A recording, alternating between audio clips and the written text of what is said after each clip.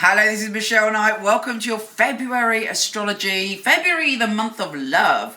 And we have some pretty frisky things going on in the cosmos. We have Venus, the planet of love, going into passionate, wild and spontaneous Aries.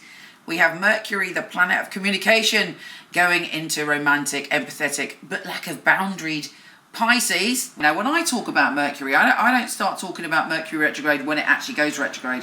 I'm very passionate about Mercury retro shadow, because what people don't realise is that when Mercury's in retro shadow, which begins on the 2nd, it's more or less the same bloody thing. We all have to be careful from the 2nd of February. Anyway, there is much wonder as Venus goes into Aries, and we also have a full moon in luscious Leo.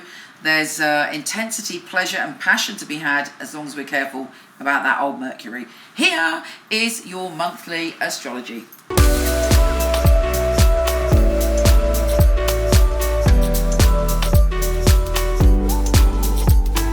Hello gorgeous Leo, I've got Hurricane Brendan outside, so if it gets a bit windy and you can't hear me, that is why. Anyway, talking of storms, it is a little bit stormy this month, I have to say, and that's because we have Mercury going retrograde. And for you, for most of the time, it's going retrograde in your 8th house. It's all about life, death, rebirth, sex, power, passion, and you feeling that you want to come into your power. You feeling that maybe there are certain situations that are going on in your life that you're like, right, I've got to take control of this. Be careful.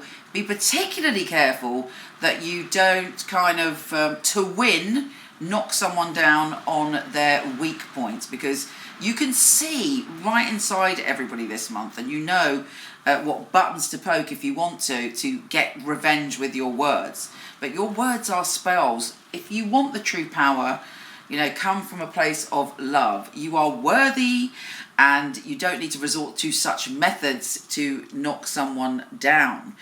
Now, having said that, you can negotiate really well even though that Mercury is retrograde, because you see the truth of situations.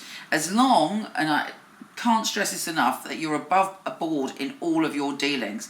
Don't do anything shady this month. Keep it all completely crystal clear and allow yourself to feel your power and to express your power in a way that honours you.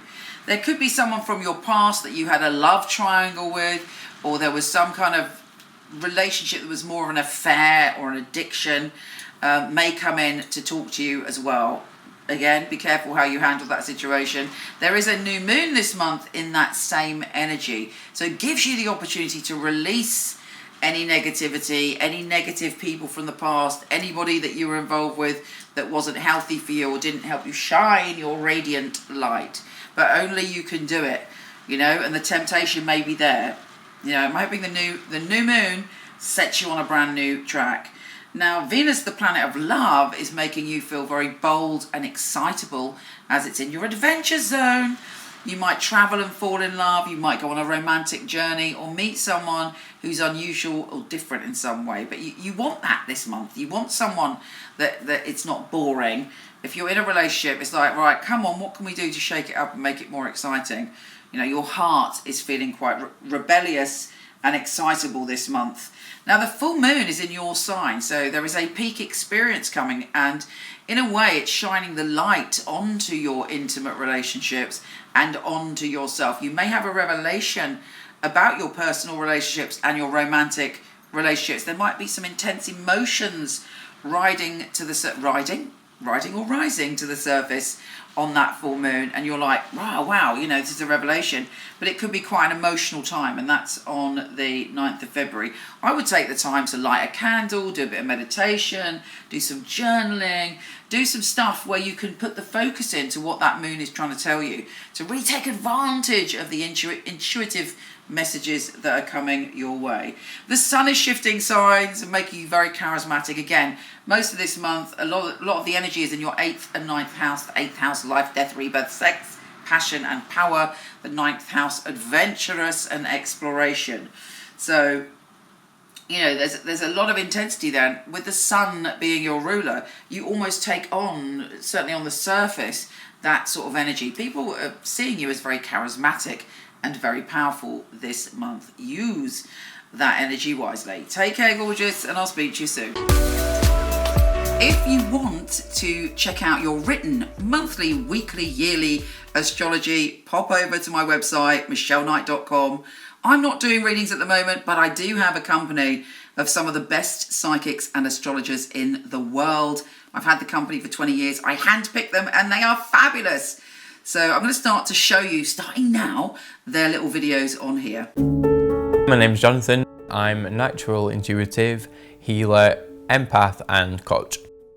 I think in my readings people feel a sense of a safe space where they can really be themselves, let go, a motivating and empowering conversation. That's the best way I can describe it. But the way I work, I will instantly make a connection with you and validate that. If I don't, I will tell you otherwise.